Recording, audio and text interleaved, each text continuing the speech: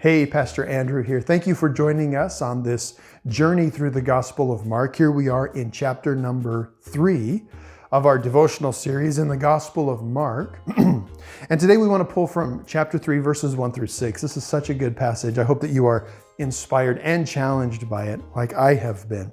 So when we turn to verses 1 through 6 of Mark 3, we see Jesus back at home in Capernaum going into the synagogue. And a synagogue is sort of, we could imagine it like a church kind of.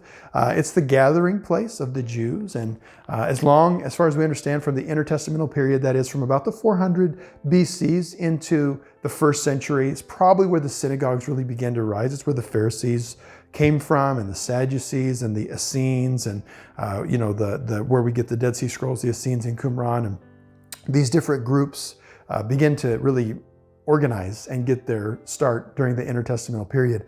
And probably synagogues came from there as well. All these little towns were able to have a synagogue where they could gather together and read through the Hebrew scriptures, the law, the prophets, and the writings, and then talk about them. And Jesus uses this as a great opportunity, a few times in fact, to give ministry sort of advice and to tip his hand to some of the stuff that he was doing. So there's a man here in the synagogue on the Sabbath, and he has a withered hand. And so then the Pharisees are there and they're watching, and the way it's described in its original is that they're looking at him sort of through the corner of their eye. There's emotion involved. They're watching Jesus with expectation and really sort of judgment. Is he going to heal on the Sabbath? And really with a frustration, we know that, with a frustration because they're probably thinking heal any other day of the week, heal on Sunday, heal tomorrow, heal on Sunday, or heal any day of the week, but not on the Sabbath. And that alone is interesting. That's challenging. I hope that we never become, as a church, in the nation, in the world, so wrapped up in our individual traditions, Lutheran, Presbyterian, Pentecostal, Methodist, Baptist. We don't get so caught up in our tradition, whatever it is, that we miss what God may be doing to heal people and to set them free and to reconcile people to himself. That we get so wrapped up in our tradition that we know better.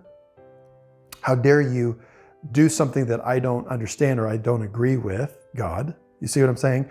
But that's where the Pharisees are, so frustrated. So Jesus stands up and he says, is it lawful on the Sabbath to do good or to do harm, to save a life or to kill?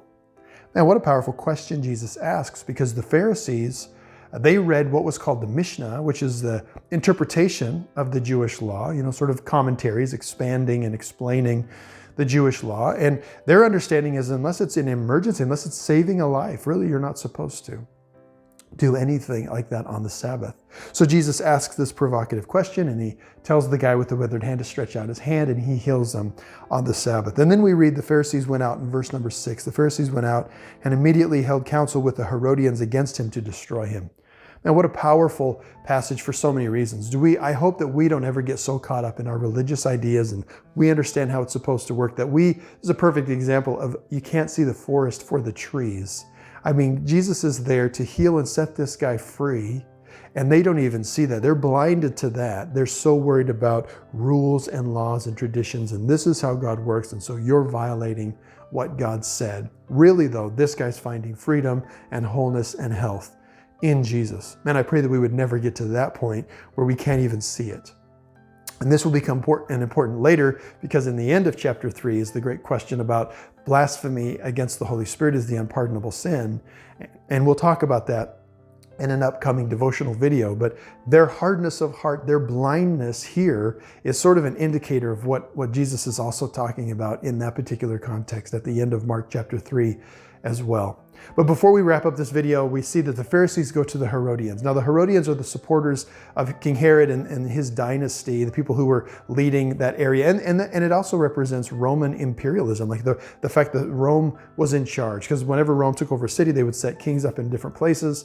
And then it was this sort of Greco-Roman influence. And whenever Rome took over, the Greek influence began to take over as well, which changed everything. The Greek worldview was a very different worldview, and it began to overtake all the different parts of the world that Rome would take.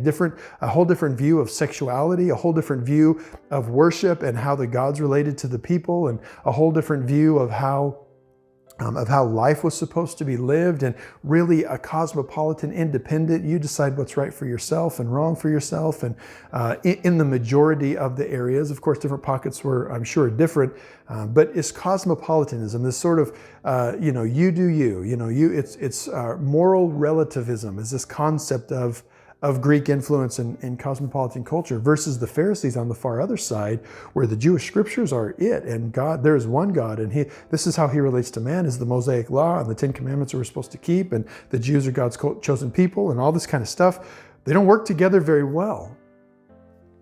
But they're so frustrated with Jesus that the Pharisees go to the Herodians and they say, we need to work together, which is another amazing thing that we can pull from this. The Pharisees, Jesus frustrates the religious people who say there's only one way to live and this is how it's supposed to work. Jesus frustrates that worldview, but Jesus also frustrates the worldview of the Herodians, those people who say that we can be made righteous by how we live. Like we can just do what feels good. You do you do what feels right to you. You decide what's right and wrong for yourself. Don't let anybody tell you otherwise. They're normally opposed to each other. The Herodian group that support Rome would be very frustrated with the Jews and say, you're so narrow-minded, you're so legalistic. I'm so much better than you. I'm more self-righteous than you because you're so deceived in your religion. And then, of course, the Pharisees would say, we're so much more righteous than you because you're just a pagan who has no rules, and your morals are relative, and you're so open-minded that your brains have fallen out. They would go back and forth. But on this issue, they're both so frustrated with Jesus that they would conspire together to figure out a way to kill him. Where do you fall in that camp? Let this passage challenge us that we have to be careful to recognize, are we leaning one way or the other? Because it's not about being made righteous by our works or our understanding or whatever. It's by being humble, and it's by finding Jesus and letting him change us from the inside out. Think about it.